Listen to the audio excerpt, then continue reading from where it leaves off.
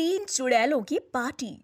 एक बार की बात है, दो दोस्त एक फैक्ट्री में काम कर रहे होते हैं। तभी एक दोस्त अज्जू अपने दोस्त हरिया से बोलता है, आज का काम खत्म हुआ, चल हरिया घर चलते हैं। नहीं भैया, तुम घर जाओ, आज मैं नाइट लगाऊंगा। क्या हरिया, तुझे पता है ना, फैक्ट्री के पास वाले जंगल में कुछ चुड़ैल रहती हैं। तेरा यहाँ रात में रुककर काम करना ठीक नहीं होगा। जैसे ही रात के 3 बजेंगे सारी चुड़ैल गांव में घूमना शुरू कर देंगी।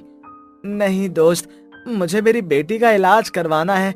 मेरे पास इतने पैसे नहीं हैं, इसलिए मुझे दिन रात मेहनत करनी होगी। तुम जाओ। चल ठीक है, मैं चलता हूँ, वरना कुछ देर बाद जंगल की चुड़ैलें अपना शिकार ढूंढने के लिए निकल जाएंगी। इससे पहले वो शिकार पर निकले, मैं अपने घर निकल लेता हूँ। इतना बोलकर हरिया का दोस्त वहाँ से निकल पड़ता है। वहीं चुड़ैल आपस में मीटिंग करती है और एक दूसरे से बोलती है, बहन चुड़ैल, हम रोज एक एक करके शिकार करते हैं और खुद ही खा जाते हैं। इससे हम तीनों में से कोई ना कोई एक हमेशा के लिए भूखा रह जाता है। मेरी मानो तो हम तीनों को मिलकर पार्टी करनी चाहिए, पार्टी, और एक दूसरे को भी पार्टी देनी चाहिए। मैं कुछ समझी नहीं। मीना चुड़ैल, तुम्हें तो पता है ना, गीता चुड़ैल अभी नई नई चुड़ैल बनी है, तो तुम तो जानती ही हो ना कि गीता बहन की मौत तब हुई थी जब वो पार्टी में जा रही थी। अब उसका दावत तो रह गया, तो मैं सोच रही हूँ क्यों ना उसे उसकी दावत पूरी करा दी जाए और हम तीनों मिलके फिर से गीता चुड़ैल को पार्टी देंगे।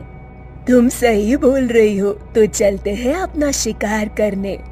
बहन, पर अभी हमारा शिकार करने का टाइम नहीं हुआ। तुम तो जानती हो ना, 3 बजे रात को हमारी शक्तियाँ बढ़ती हैं और हम तभी शिकार करते हैं। पर हमें तो पार्टी करनी है ना, और पार्टी के लिए थोड़ी मेहनत तो करनी पड़ेगी।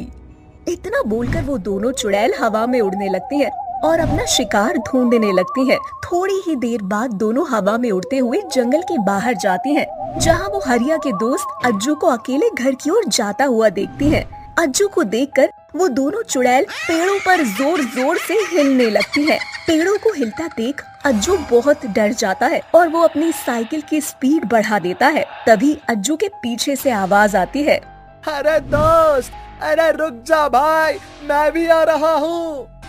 अरे ये तो हरिया की आवाज है। अच्छा हुआ हरिया आ गया, अब मुझे अकेले घर जाने में डर नहीं लगेगा। ये सोचकर वो पीछे मुड़ता है। अज्जू जब पीछे मुड़कर देखता है तो वो देखता है कि पीछे कोई और भी है, जिसके बाद वो अपने फोन की टॉर्च जलाता है। उसके बाद भी उसे कोई नहीं दिखता। अब अज्जू समझ जाता है कि ये काम किसी चुड़ैल का है। अज्जू अपनी साइकिल को वहीं छोड़कर भागना शुरू कर देता है। तभी एक चुड़ैल उसके सामने आ जाती है। चुड़ैल को देखकर वो नीचे गिर जाता है और पीछे की ओर भागने लगता है। तभी उसके सामने दूसरी चुड़ैल आ जाती है और वो दोनों चुड़ैल मिलकर अज्जू को हवा में उड़ा देती है। छोड़ दो मुझे जाने दो। मेरे छोटे छोटे बच्चे हैं, अगर मुझे कुछ हो गया तो वो लोग भूखे मर जाएंगे। अगर हमने तुझे छोड़ दिया तो हम भूखे मर जाएंगे। हम भूख से मरे, इससे अच्छा है ना कि तू ही मर जाए। तुझे मार कर आज हम पार्टी करेंगे और अपनी नई साथी को तुझे खाने में परोस देंगे और हम तेरे खून का सूप बनाकर पिएंगे। इतना बोलकर चुड़ैल अज्जू को अपने साथ हवा में उड़ाकर ले जाती है और मार डालती है। और रात के 3 बजे तीनों चुड़ैलें पार्टी करती है। और अगले दिन, बहन, मैं अभी नई हूँ, मुझे शिकार करना नहीं आता। क्या आज तुम दोनों में से कोई एक जना मेरे साथ शिकार करने चल सकता है? गीता चुड़ैल, हमारे होते हुए तुम्हें चिंता करने की कोई जरूरत नहीं। तुम पहले ही एक बार भूखी मर चुकी हो, अब हम तुम्हें भूखा नहीं मरने देंगे। ऐसे ही कुछ दिन बीत जाते हैं और वो तीनों चुड़ैल मिलकर आए दिन पार्टी करती हैं। ऐसे ही हर बार की तरह हरिया इस बार भी काफी रात तक काम करता है, परंतु अब कोई भी रात को उस जंगल से घर के लिए नहीं जाता। परंतु हरिया चुड़ैल से नहीं डरता, उसको बस अपनी बेटी का इलाज करवाना था, इसीलिए वो रात रात भर जाग कर काम किया करता। ऐसे ही अकेले एक दिन वो काम कर रहा होता है, तभी उसकी बीवी का फोन आता है। हरिया, तुम जल्दी से घर आ जाओ, हमारी बेटे की तबीयत बहुत खराब है। हमें अपनी बेटी को जल्द से जल्द अस्पताल लेकर जाना होगा। सरला, मैं अभी घर आता हूँ। इतना बोलकर हरिया अपनी साइकिल उठाता है और घर के लिए रवाना हो जाता है। हरिया जंगल के रास्ते पर घर जा रहा होता है कि उस ओर एक औरत सामने से खड़ी नजर आती है। उस औरत को देखकर हरिया अपनी साइकिल रोकता है और औरत हरिया से बोलती है, अरे भैया, मेरी बेटी की तबीयत बहुत खराब है, मुझे उसे अस्पताल लेकर जाना है। आप प्लीज मेरे साथ चलो। यहाँ पर और कोई नहीं है भैया जो मेरी मदद कर सके। आप प्लीज मेरी मदद कर दो, नहीं तो मेरी बेटी मर जाएगी। हरिया औरत की बात सुनकर पिघल जाता है और उसे अपनी बेटी की याद आती है। हरिया उसके साथ चलने को तैयार हो जाता है और चुड़ैल उसे अपने साथ जंगल में ले जाकर अपनी चुड़ैल साथियों से बोलती है, ये मेरा शिकार जो खुद मेरे साथ चल कर आया है। अब उसे मार कर हम करेंगे पार्टी। मुझे मार कर तुम तीनों पार्टी करना चाहती हो तो कर लो, पर मुझे घर जाने दो, नहीं तो मेरी बेटी मर जाएगी। मैंने तुम्हारा भला करना चाहा और तुम मुझे ही मार कर मुझे खाना चाहती हो।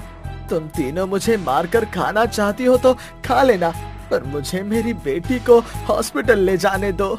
हरिया उन तीनों चुड़ैल के सामने बहुत मिन्नतें करता है, पर वो चुड़ैल हरिया पर दया नहीं करती। अब तीनों चुड़ैल हरिया को मारने के लिए आगे बढ़ती हैं।